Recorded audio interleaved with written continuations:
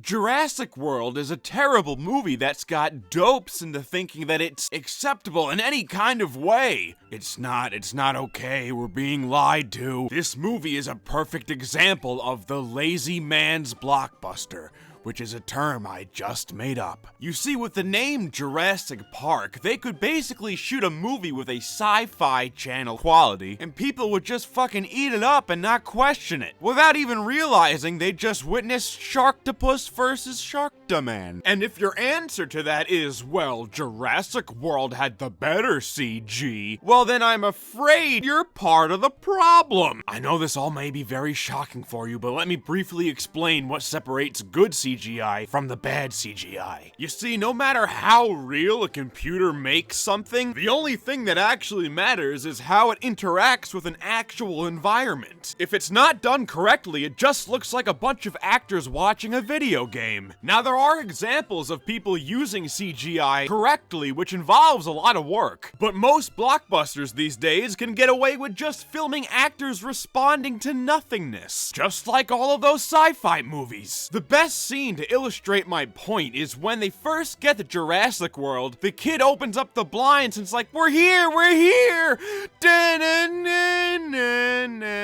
Oh. Am I supposed to be impressed by this? As an audience, are we supposed to watch this scene and go, wow, look at that? There are theme parks in the real world that look more impressive than that. In fact, let's take the audio of that scene and put it over footage over the Universal Studios Jurassic Park exhibit. I don't want to wait anymore.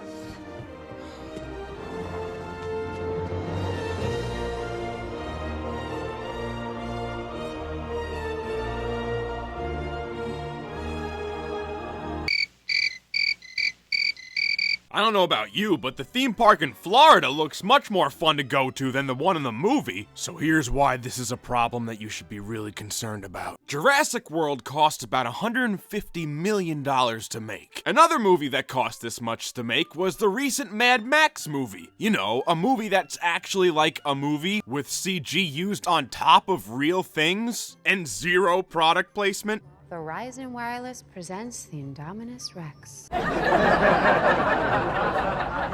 You see, this is called ironic product placement, and it's something that movies have been doing for a while now. It's why that shithead Zack Snyder tried to explain that the reason why Superman was flying through an IHOPs into a 7-Eleven through a U-Haul truck was because it was trying to make it feel connected to the real world. When Zack Snyder said this, the shit that he was filled with actually started leaking out of everywhere. So most scenes that involve the actual park are filled with product placements. And the way everybody dismisses this is by saying, well, if this actually happened, those companies would be really there. You dunces, this is exactly what they want you to think. With a $150 million budget, why not a Pizza Predatoria? Or the Burger Digs? It's kind of like if in Mad Max, the Raiders were wearing actual decaying products or driving cars from the real world. But Mad Max was a movie, not a commercial. Another way people are being tricked is by having a movie with no characters in it. That makes it much easier to write. I know it's the summer blockbuster, but I don't think it's asking a lot for just a little bit of characterization. Who was Chris Pratt in this movie? Chris Pratt was playing Chris Pratt. Throw a jacket on him and he's Chris Pratt playing Star-Lord. I don't even remember his name and I just watched the movie. He's just good with dinosaurs and rides motorcycles real fast. That's it.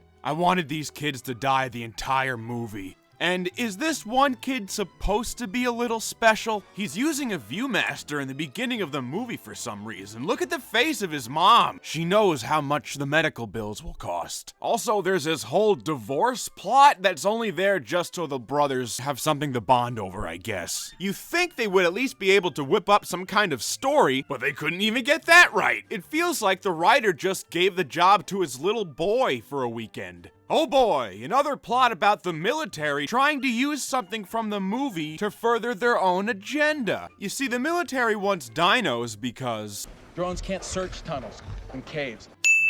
And due to bored audiences, Jurassic World is genetically modifying a new kind of dinosaur, so people will be interested again. Which sounds like the dumbest thing in the world, but it turns out the Asian guy was working with the military the whole time or something? We never really find out because they just throw him on a helicopter at the ending and that's it. I guess I get to find out in the sequel. Oh, yay! I can't wait to find out what they're gonna try and sell me next! Well, that's all for now. If you enjoyed this review, please give us a like and a subscribe. It really helps us out!